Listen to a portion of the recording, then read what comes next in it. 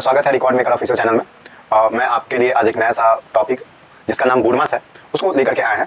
BODMAS simplification में आता है और बहुत छोटा टॉपिक है, लेकिन इससे बहुत ज़्यादा क्वेश्चन आता है। तो चलते हैं सीखने बोडमास की। बोडमास होता क्या है? ठीक है, बोडमास जैसे आप देखेंगे यहाँ पे है बोर्ड मास। बस समझिएगा, बी का मतलब है बी फॉर ब्रैकेट, ओ का मतलब है ओ फॉर ऑफ, ऑफ को हिंदी में क्या कहते हैं, डी का मतलब है डिवाइड, ठीक है, एम फॉर मल्टीप्लाई, डिवाइड को हिंदी में भाग कहते हैं, इसको कोष्टक कहते हैं ब्रैकेट को, क्योंकि आप बोलेंगे सर नहीं आता है, आपको नहीं भी आता है तो चलेगा। एम फॉर मल्टीप्लाई, मल्टीप्लाई है ना, पी एल वाई होता है भाई, ठीक है ना। नेक्स्ट ए फॉर ऐड, अगर गलत भी होगा तो कोई बात नहीं है, हम यहाँ पे गुना नहीं देते हैं और हाँ हमको पता नहीं है कि अपने बारे में क्या सोचते हैं। ए फॉर ऐड, ऐड मतलब जोड़, और ए फॉर सब्सट्रैक्शन, सब्सट्रैक्शन ऐसे बी बस लिखते हैं, ठीक है, मतलब घटाओ।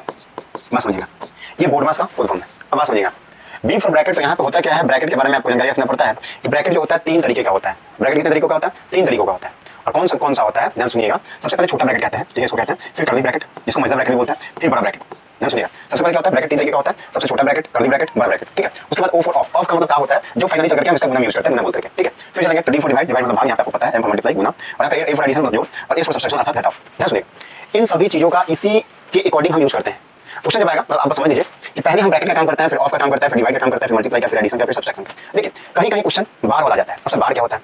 अब बार में होता क्या है, इन सबसे पहले बार का काम किया जाता है, इस बात को ध्यान रखिएगा। बार का काम किया जाता है सबसे पहले बार का काम किया जाता है। जैसे और क्वेश्चन में हम आगे चलकर समझा देंगे, बिना टेंशन लिए आप आगे बढ़िए, ठीक है।